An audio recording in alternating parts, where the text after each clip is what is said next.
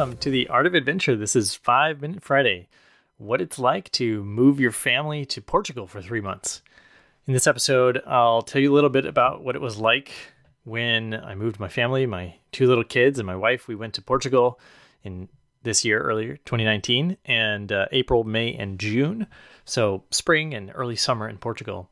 And we ended up living in a town called Aguiar de Beira, which is near Peniche, which is one of the surfing capitals of Portugal. It's where they host the World Surfing Championships. So we were pretty close to the beach, and we were in this tiny little village because I happened to have another digital nomad friend, Natalie Sisson, who has a house, an Airbnb rental in that village. And she happened to mention that she had that place before we were going, and it was just the right size for us. And she let us use her car. So it really worked out. We were able to use the car to tour around. So here's a little bit of a recap of what it's like to move there. So we flew from St. Louis into Lisbon, and it's about a 1-hour drive from the airport up to this little village. And this village is small, maybe less than 10,000 people. And we haven't really lived anywhere that small. So it was super quiet, super chill place, and pretty different from living in Lisbon. And Lisbon is a digital nomad entrepreneurship hotspot. There's a lot of startups going on there. There's a lot of my friends that travel through Lisbon, and Lisbon is a really cool city. Way different than this little village. So we didn't really know what to expect, and we didn't end up meeting as many friends as we do in other places, like we did in Croatia or Bali or Budapest when we lived in those places. And so when people ask us, how was Portugal? It's kind of hard for us to say because every day was really, really nice. There was such beautiful things to do there. It was quiet. It was calm, really great weather. It was pretty much high 60s every day for the 3 months we were there. But the thing that was missing was proximity to a lot of people that we could get to know. And that's mostly because, we lived in this tiny little town. So here are some of the highlights. There's another episode that I did, another 5 Minute Friday, which was cycling 200 kilometers. And I saw just so much scenery while I was cycling. I brought a bike over, shipped it in a box, and flew it with it in the airlines. I think I probably did about 4,000 or 5,000 kilometers of cycling while I was there. And so that let me see, little villages. It let me go through farm roads. It let me see different castles and rivers and mountains and so many things that I saw from the bicycle that, I really love taking a bicycle. For those of you that like driving through the countryside or motorcycle trips or whatever, you also know what I'm talking about.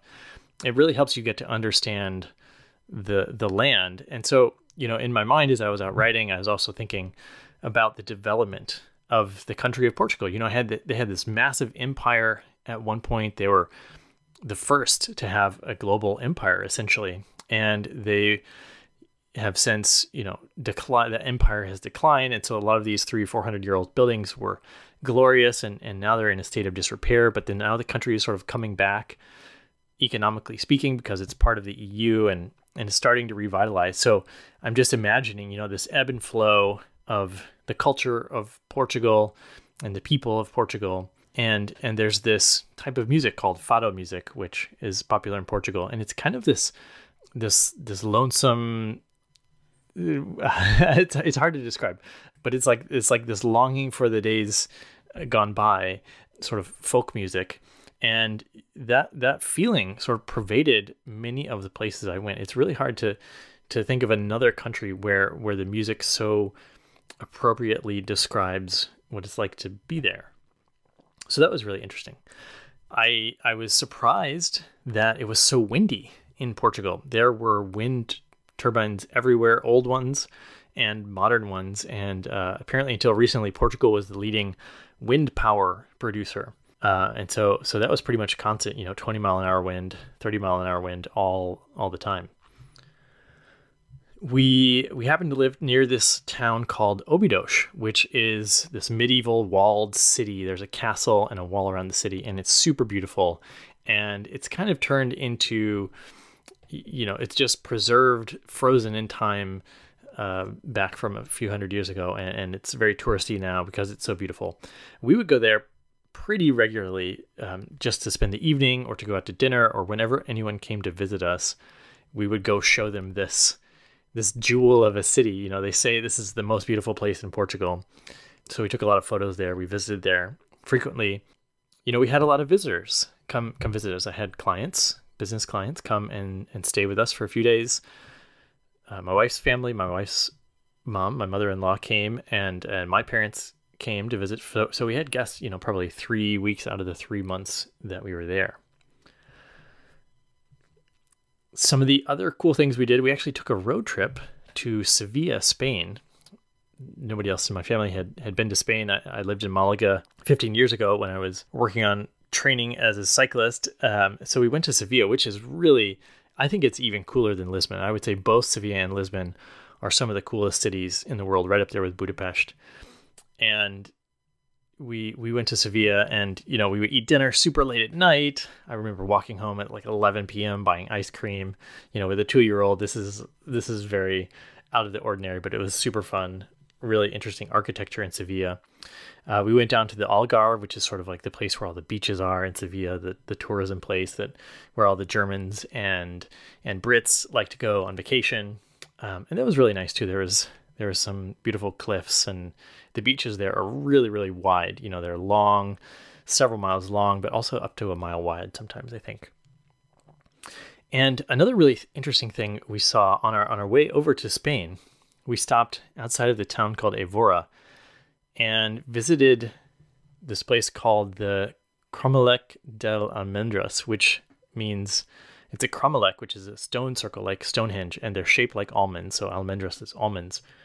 And this was over 5,000 years old. So it's older than Stonehenge, and it's, you know, it's oriented to the sunrise on the solstice. And it was just a really special place, way out in the middle of nowhere in the sort of hot, dry part of Portugal where all the cork trees grow. You know, Portuguese, the language itself, is actually, I thought I'd learn Portuguese. You know, I know Spanish, so I thought I'm going to learn Portuguese, and I started doing Duolingo before I left. Well, it turns out Duolingo gives you the Brazilian Portuguese, and it sounds different than the Portuguese. So I never ended up hiring a tutor. I just got deprioritized when I was over there. But a lot of people spoke English, so we were able to get by pretty well. And you know, as you might imagine, the food and wine is really, really good. We had this wonderful seafood dish because we live next to a fishing village, which is like a seafood soup called calderada, I believe is the name of it. And that was really good. We had that several times because it was so good.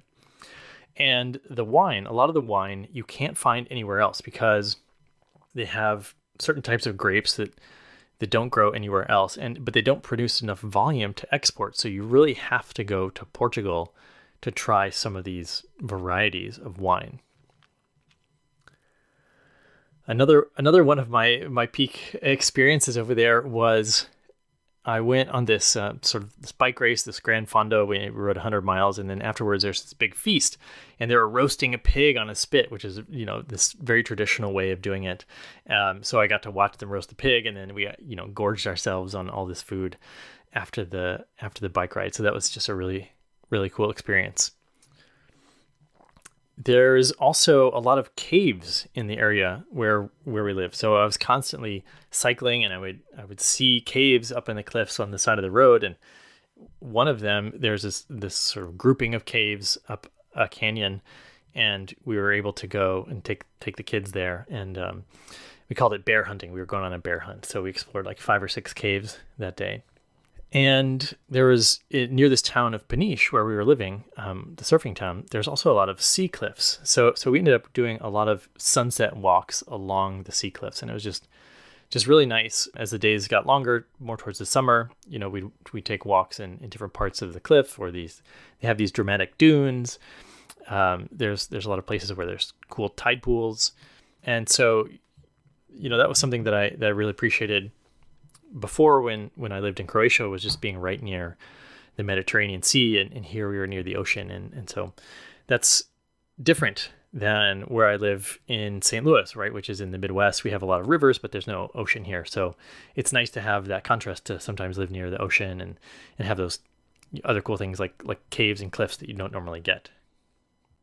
So that's some of what it's like to for us anyway, to move to a tiny little village in Portugal. And as we were leaving, as we were flying home, I was talking with the airport, with the guy checking us in for our airline, and I said like, wow, this airport is so busy. And he said, yeah, they redid the airport 5 years ago, and then probably, the next year right after that, it got really popular. So the airport is just super crowded. And the reason it's so popular is, one, it's great weather. It's cheap. The Portuguese are super friendly. It's very easy to get around. Everything's just really nice there. And I can see why it's popular for both Europeans and Americans, and basically anybody would like Portugal. So if you're going to start with Lisbon, but then go out to the countryside, because it's totally different. It's like Lisbon is Portugal, and then the countryside is totally different. It's a totally different culture. And if you really want to understand it, you kind of have to do both. All right, that's all for today's episode. Thanks so much for listening. Now it's your turn to go out there and be adventurous.